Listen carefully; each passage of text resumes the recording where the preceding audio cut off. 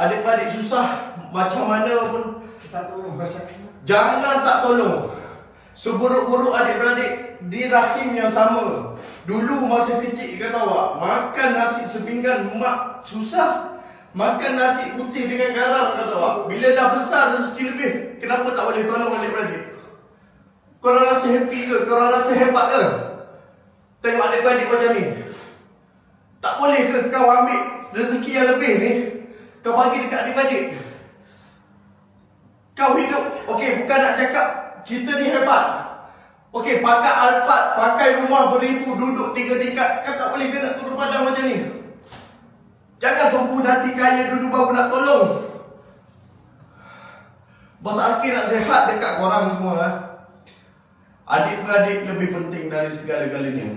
Masa kau mati, adik-beradik lah yang tanam kau dalam kubur atau adik-beradik.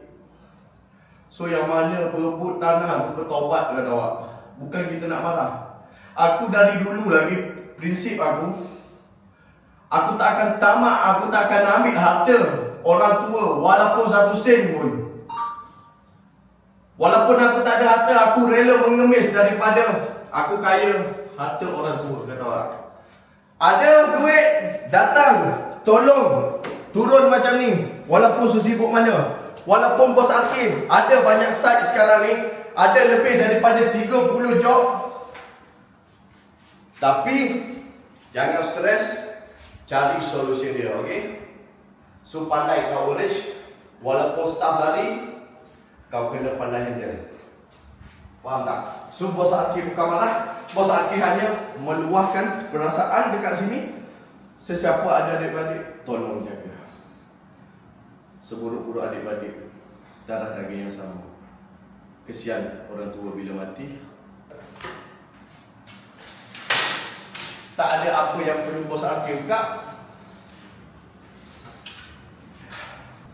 Mungkin kau nilai daripada keburukan.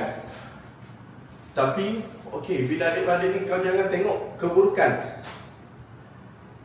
Kau nilai apa kebaikan yang pernah dia buat dekat kau, kau tahu?